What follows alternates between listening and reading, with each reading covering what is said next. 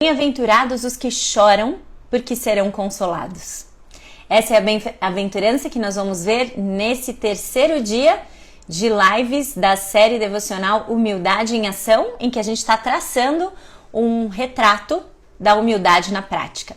E a gente vai começar como a gente normalmente faz, que é ler as bem-aventuranças de novo. É meu objetivo que, assim como você já decorou os 10 mandamentos comigo, que você agora também decore as bem-aventuranças comigo. Então a gente vai lá para Mateus 5, versículos de 3 a 12. Mateus 5, versículos de 3 a 12, para então a gente começar o que nós vamos ver hoje sobre a segunda bem-aventurança. Bem-aventurados os pobres em espírito, pois deles é o reino dos céus. Bem-aventurados os que choram, porque serão consolados. Bem-aventurados os humildes, pois eles receberão a terra por herança. Bem-aventurados os que têm fome e sede de justiça, pois eles serão satisfeitos. Bem-aventurados os misericordiosos, pois obterão misericórdia. Bem-aventurados os puros de coração, pois verão a Deus. Bem-aventurados os pacificadores, pois serão chamados filhos de Deus. Bem-aventurados os perseguidos por causa da justiça, pois deles é o reino dos céus. Bem-aventurados serão vocês quando por minha causa os insultarem, os perseguirem e levantarem todo tipo de calúnia contra vocês. Alegrem-se e regozijem-se, porque grande é a sua recompensa nos céus, pois da mesma forma perseguiram os profetas que viveram antes de vocês. Sim, nós estamos falando sobre as bênçãos contraculturais. É assim que as bem-aventuranças são chamadas. E a gente precisa sempre se lembrar de uma coisa, que é a seguinte: esses traços de caráter que estão descritos para nós nas bem-aventuranças, eles se referem a todos os cristãos. Eles não são de forma nenhuma algo opcional para algum tipo super crente. Certo? Tô falando isso em toda a live, provavelmente vou continuar falando, para que a gente entenda a urgente necessidade da gente crescer nesses traços de caráter.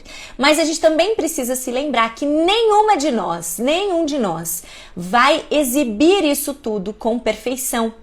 Mas todos nós devemos desejar crescer e crescer muito em cada um desses traços. Mas com perfeição mesmo, nós não seremos capazes de fazer. Mas isso não deve nos impedir de buscar isso, porque é assim que nós cresceremos em semelhança ao caráter de Jesus. Na semana passada, a gente viu a primeira bem-aventurança, que é a pobreza de espírito. E o que é a pobreza de espírito? Ela nada mais é do que o estado daquela pessoa que reconhece verdadeiramente quem Deus é. Porque quando eu entendo verdadeiramente quem Deus é, automaticamente eu vou entender quem eu sou. E com isso vai ficar muito claro, muito prático para mim, que eu não valho nada. Eu reconheço que esse é o meu valor, certo? Eu reconheço a minha pecaminosidade e afirmo ser a pior.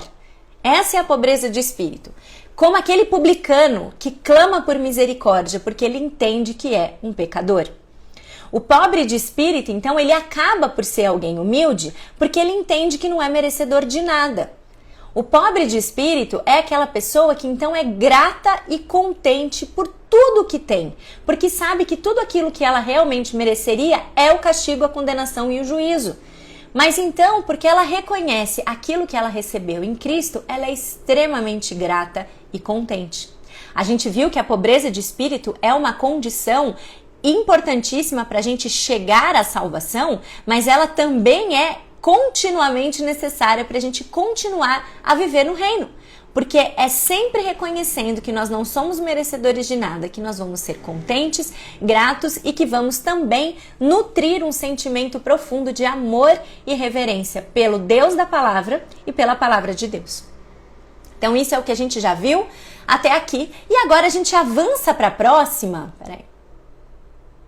Agora a gente avança para a próxima, que na verdade hoje, realmente, a gente vai falar de uma bem-aventurança que é puxada. Eu vi, acho que a Vivi escrevendo aí, puxa, o capítulo de hoje mexeu muito comigo. E realmente, bem-aventurados os que choram. E aí quando a gente escuta bem-aventurados os que choram, talvez você esteja pensando aí, falou, bom, finalmente uma bem-aventurança para mim, né? Até que enfim, uma vantagem de chorar, até quando a gente vê lá nos Datenas da vida que um papagaio perdido voltou pro dono, eu choro, me emociono, então feliz sou eu, bem-aventurada sou eu por causa disso. Só que na verdade, nesse trecho, bem-aventurados os que choram, Jesus não está falando de você que chora quando o papagaio volta pro dono. Jesus está falando sobre o choro do pecado, o choro pelo pecado. Um luto muito profundo, uma tristeza muito profunda pelo pecado. E esse talvez seja, de todas as bem-aventuranças, o traço mais difícil da gente crescer. Cada uma das 8 bem-aventuranças se dirige a uma atitude específica do coração. E nessa daqui, bem-aventurados os que choram, porque serão consolados. Jesus está abordando não esse nosso choro emotivo de diferentes situações, mas Jesus está abordando a atitude que nós devemos ter em relação aos nossos pecados pessoais. Diante dos nossos pecados pessoais, nós deveríamos chorar. Chorar. Bem-aventurados os que choram. E aqui o choro, ele não é assim uma mera sensação de tristeza, mas um luto profundo, um luto intenso do coração, acompanhado sim de lágrimas pelo pecado. Jesus afirma então nessa bem-aventurança que quem chegar nesse nível de tristeza pelo próprio pecado, a ponto de chorar por ele, vai ser consolado, feliz e abençoado. E veja, esse é o desdobramento lógico de você ser verdadeiramente pobre de espírito. Chorar pelo seu próprio pecado. Nós só vamos ser capazes de chorar pelo nosso próprio pecado quando a gente entender o quão maligno ele é. E aí, para falar sobre malignidade do pecado, a gente tem um episódio inteiro, uma devocional inteira sobre isso na série Embaixo do Tapete. Procure lá, ela está disponível em qualquer lugar onde você estiver ouvindo essa live. Se você está ouvindo pelo Instagram, esse episódio, né? Se você está assistindo ao vivo pelo Instagram ou a gravação pelo Instagram, ela está disponível aqui, você procura ali. Embaixo do Tapete é o nome da série. E se eu não me engano é o episódio 3, que fala sobre a malignidade do pecado. Ou é o 3 ou é o 4, mas acho que é o 3. Ou é o 2? Não sei. É um dos primeiros. Certamente é um dos primeiros. E se você estiver ouvindo no YouTube, no Spotify, no Deezer, em qualquer momento do tempo, saiba que também está aí disponível para você. E a gente precisa retomar isso. Mas aqui eu já vou dizer e vou lembrar você que o pecado, ele é desprezar a lei de Deus. E não é só desprezar a lei de Deus. Quando eu desprezo a lei de Deus, eu também estou desprezando o próprio caráter divino. E isso não é verdade só naqueles pecados que nós, humanos, falhos e pecadores, classificamos como os piores pecados ou como os pecados hediondos. Isso vale para qualquer um. Qualquer um. Nós precisamos nos lembrar de olhar para o pecado como uma rebeldia contra Deus, contra a sua lei e contra o seu caráter. E um bom exemplo disso está na prática no Salmo 51. Tá aqui minha Bíblia, tá aqui embaixo. Lembra do Salmo 51? Um salmo conhecido que fala sobre... é um salmo de Davi, sobre que ele descreve esse salmo, né, quando ele, logo depois de ser descoberto no seu pecado com Batseba, deixa lá abertinho no Salmo 51. Ele foi descoberto então no seu pecado de adultério por meio do profeta Natã. Lembram disso? Vamos ver os 5 primeiros versículos do Salmo 51. Veja comigo aí.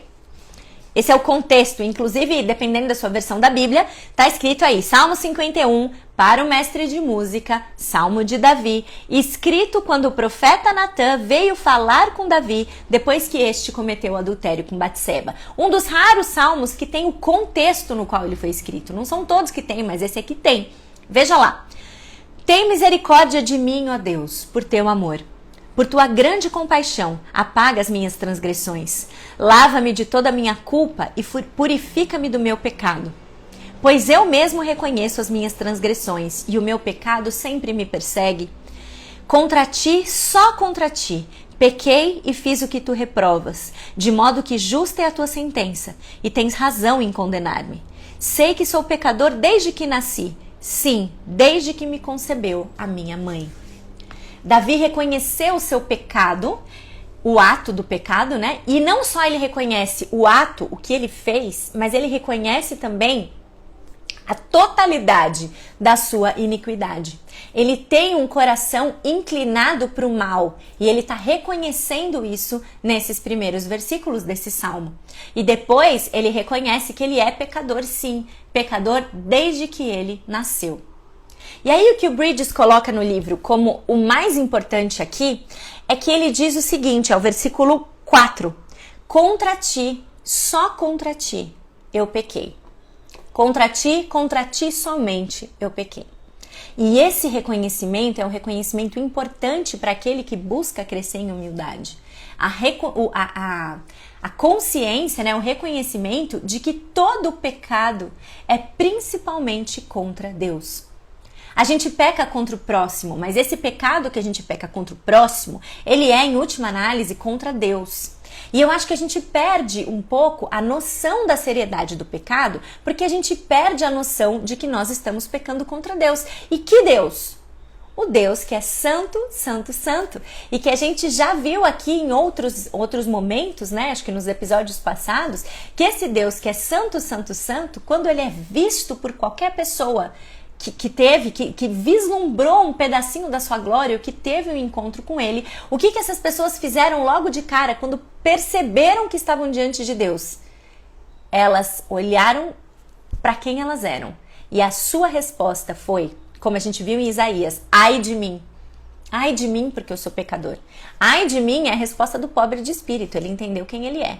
E quando a gente entende que qualquer ofensa que a gente faz, ela é contra esse Deus, que quando a gente olha para ele, a gente pensa, ai de mim, eu tô perdido, eu sou pecador, a gente entende a gravidade, a seriedade do pecado. Mas porque a gente perde essa noção, a gente não fica assim tão triste ou tão pesarosa por causa do nosso pecado. Porque a gente vê o pecado e pensa no efeito dele na gente.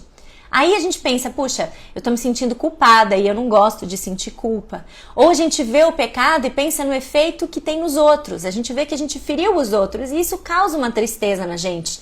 Mas a gente não olha o pecado e vê que ele é primeiramente contra Deus. Mas quando a gente peca, qualquer pecado, ele é a santidade desse Deus santo, santo, santo que é profanada. E é por isso que ele odeia o nosso pecado. E é por isso que ele não pode olhar para o nosso pecado com indiferença. Até que a gente entenda o tamanho do que isso quer dizer, até que a gente entenda a dimensão do que é violar a lei e o caráter de um Deus santo, santo, santo, a gente não vai ser capaz de chorar pelo nosso pecado. Se você não chora pelo seu pecado, você não entendeu ainda a gravidade dele e quem é o Deus que você tem. É por isso que o Bridges coloca que a confissão de Davi, contra ti somente eu pequei, ela é tão importante. Porque ela mostra a consciência de alguém que entendeu a quem violou. A quem violou. E aí, uma vez que ele percebe isso, Davi mostra também para nós, no versículo 17, como reparar esse pecado. Veja lá, Salmo 51, 17. Os sacrifícios que agradam a Deus são um espírito quebrantado, um coração quebrantado e contrito a Deus, não desprezarás. Quando ele admite a seriedade do seu pecado, ele fica profundamente quebrantado e contrito. E aí talvez você até pense, bom, mas finalmente, né? Porque afinal de contas eu conheço a história, eu sei o que aconteceu, certo? Ele adulterou, depois ele viu que era a mulher do general lá, coloca o cara na linha de frente para ele morrer. Então assim, é adultério seguido de homicídio, isso é um tremendo absurdo. Então finalmente ele percebeu e ficou com o espírito quebrantado e contrito. Mas, por menor que seja o nosso pecado aos nossos olhos, quando nós pecamos, nós também violamos a lei de Deus. E aí a gente precisa se lembrar do que está escrito lá em Tiago 2,10. Veja lá comigo, pula lá comigo lá para Tiago 2,10. Tiago 2,10 vai lembrar para nós o seguinte, pois quem obedece a toda a lei, mas tropeça em apenas um ponto, torna-se culpado de quebrá-la inteiramente. Quem obedece toda a lei, mas tropeça em um ponto só, é culpado de violá-la inteiramente. A lei de Deus, ela é um todo.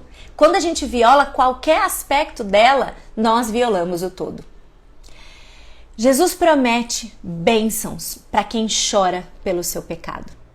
Mas chorar pelo pecado hoje em dia é raro. É raro. E por que será que é raro?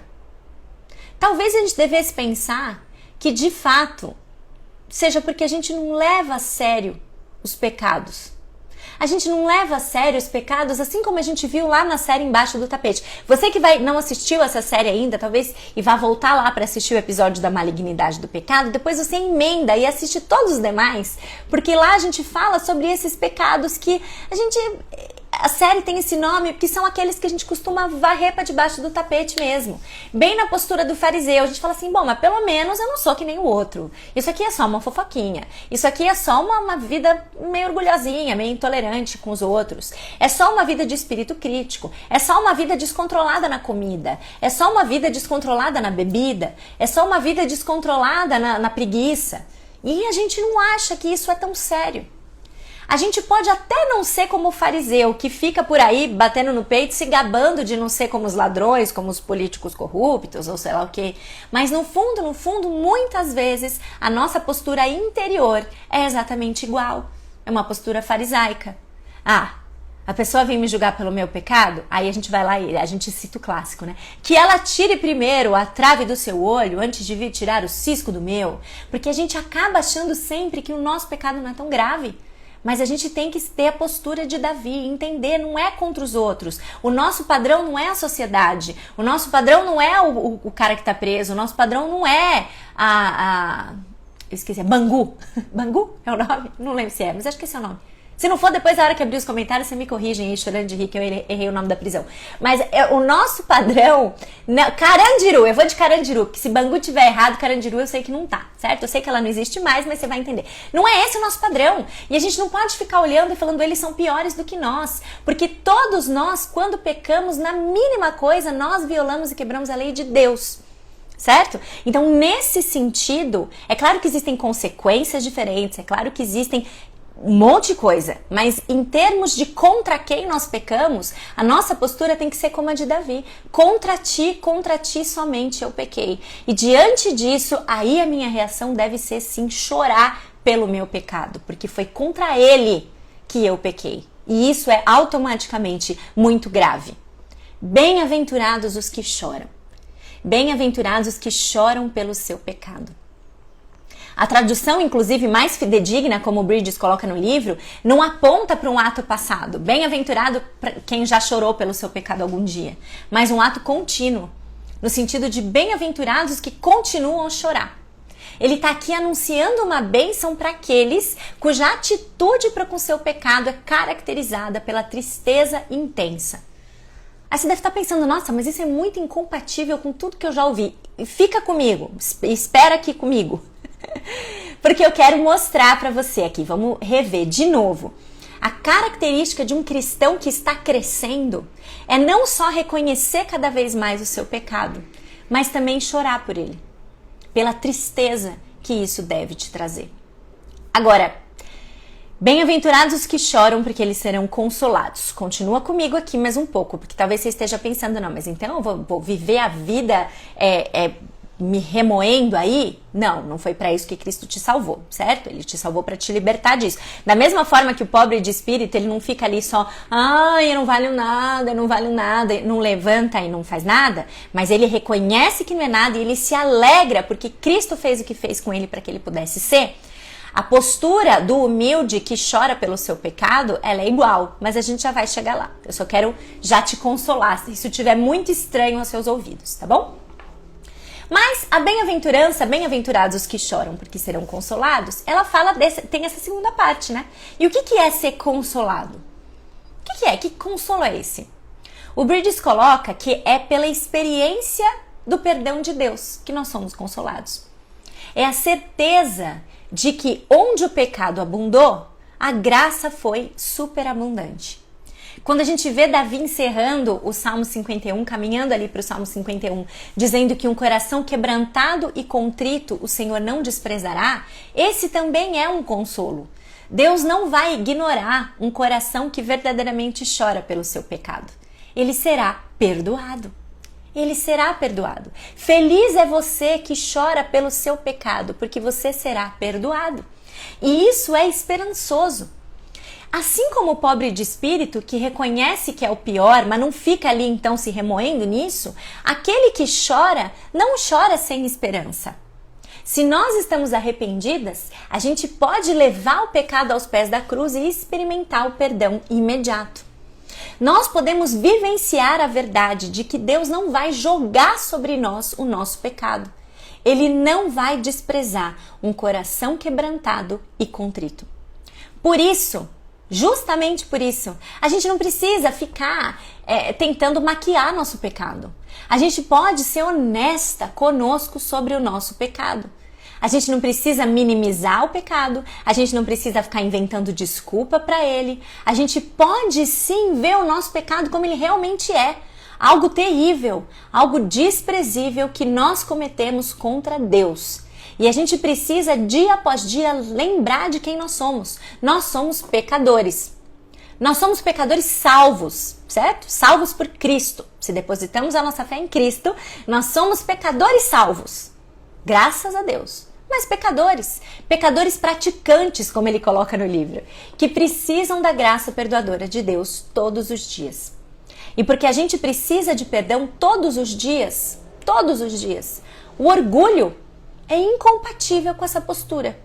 O orgulho não cabe na postura de alguém que reconhece que é o pior e que tem uma tristeza a ponto de chorar pelo seu pecado. Chorar pelo pecado é uma demonstração da humildade em ação.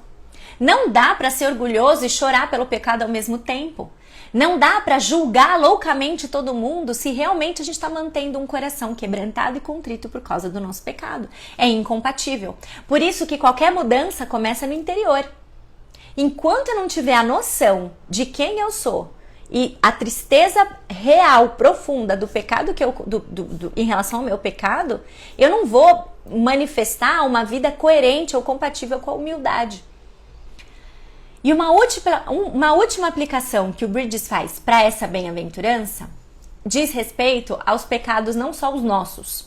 Porque ele fala o seguinte, que a palavra grega que Jesus usa para chorar, que Deus usa para o termo chorar, não para ele chorar, tá? A palavra grega que é usada por Jesus, quando ele diz bem-aventurados os que choram, ela é usada, essa mesma palavrinha, é usada em outras duas passagens em referência ao choro pelo pecado. A primeira é Tiago 4,9, que a gente já viu, e a segunda, 1 Coríntios 5,2. Nessa última, 1 Coríntios 5,2, Paulo usa a palavra para falar de tolerar o pecado de outra pessoa. Essa palavrinha, em 1 Coríntios 5,2, ele está falando de tolerar o pecado de outra pessoa. E aqui é a última lição.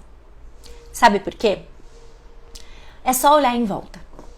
Quando a gente olha em volta, a gente vai ver que o nosso país, o nosso mundo, mas vamos falar do nosso país. Nosso país, ele afunda cada dia mais em pecado de todo tipo. Uma coisa mais escabrosa que a outra é o que a gente descobre e vê quando liga os jornais ou quando entra em qualquer rede social que vai nos alimentar com notícia. Violência, imoralidade, homicídio, a morte de não nascidos sendo defendida cada vez mais abertamente. Qual deveria ser a nossa atitude quando a gente olha em volta? Será que a gente está tendo, de novo, a mesma atitude do fariseu? Será que a gente olha em volta e pensa, graças a Deus eu não sou como eles? Porque o que o Bridges coloca é que diante do pecado dos outros, diante do pecado da nossa nação, a gente poderia ter 3 possibilidades diferentes de comportamento. A primeira é aprovar o que eles fazem. A segunda é condenar o que eles fazem. E a terceira é chorar por eles. E bom, aprovar eu espero que esteja totalmente fora de cogitação, mas eu acho que a gente tem vivido, e é o que ele coloca também no livro, né? Que a gente tem vivido de tal forma que chorar também está fora de cogitação. E que tudo que a gente faz quando olha para a sociedade, à nossa volta, é condenar. Condenar. E eu acho que a gente precisa rever isso. O Bridges encerra o capítulo falando exatamente sobre isso. Nós devemos buscar chorar por eles também. Assim como Esdras fez quando ele se identificou com os pecados do povo. Veja lá em Esdras, capítulo 9, versículo 6. Deixa eu abrir aqui. Esdras, capítulo 9, versículo 6. Veja lá. Então, eu vou ler a partir do 5. Então, na hora do sacrifício da tarde, eu saí do meu abatimento com a túnica e o manto rasgados e caí de joelhos com as mãos estendidas para o Senhor, o meu Deus, e orei. Meu Deus, estou por demais envergonhado e humilhado para levantar o rosto diante de ti, meu Deus, porque os nossos pecados cobrem a nossa cabeça e a nossa culpa até os céus. Esdras se identifica com o pecado do povo. Ele se identifica com os pecados do povo a ponto de chamá-los de nossas iniquidades, nossos pecados, nossa culpa. E a gente muitas vezes tem se distanciado disso. Ao invés de se identificar com isso, a gente se distancia que nem o fariseu. A gente olha eles de longe e pensa, olha lá que horror, olha a situação, olha lá que horror. Ainda bem que eu não sou como eles. E o Bridges encerra o capítulo do livro dizendo que aqueles que verdadeiramente choram pelo seu próprio pecado não vão se comportar dessa maneira. Aqueles que verdadeiramente choram pelo seu pecado vão, em vez disso, também chorar pelo pecado da sua nação. Também vão chorar pelo pecado da sua nação. E vão orar com fervor e urgência para que Deus tenha misericórdia da nossa nação. Assim como nós precisamos da misericórdia dele por toda a nossa vida. É uma postura muito diferente, né? Uma postura muito diferente da que a gente está acostumado, da que a gente costuma pensar quando pensamos sobre o pecado dos outros. Então, para encerrar, eu te pergunto, quem é você no rolê da humildade? Quem é você nesse rolê ou nessa ideia, né, de chorar pelos seus próprios pecados e chorar pelos pecados do povo, pelo pecado dos outros? Se pelos nossos já é difícil, né? Se pelos nossos já é difícil e tão confrontadora a ideia de que nós devemos chorar pelos nossos pecados, imagino dos outros, né? Que Deus nos ajude, pessoal. Que Deus nos ajude a olhar para nós por quem nós realmente somos. Que Deus nos ajude a reconhecer que cada pecado que nós cometemos é contra Ele somente que nós pecamos. Que a gente comece a olhar para nós por quem nós realmente somos, para Ele e por quem Ele realmente é. E que isso realmente vá, aos poucos, colocando as coisas no lugar. Vá colocando as coisas no lugar. Bem-aventurados os pobres de espírito, porque deles é o reino dos céus. Bem-aventurados os que choram pelo seu próprio pecado, esse é o sentido aqui, porque eles serão consolados. E semana que vem, nós vamos ver bem-aventurados os mansos. Aí você fala, bom, se chorar já não era pra mim, mansidão então? Se chorar que eu achei que era ali pra mim, né? Porque eu choro por tudo. Quando chegou em mansidão, então vamos ver semana que vem. Bem-aventurados os mansos, porque eles herdarão a terra. Amém? Vejo vocês na semana que vem. Muito bom, obrigada por estarem comigo em mais um episódio da série sobre as bem-aventuranças. E semana que vem a gente volta então a falar sobre mansidão e eu espero você. Beijo pra vocês, até quarta-feira que vem. Beijo, tchau, tchau.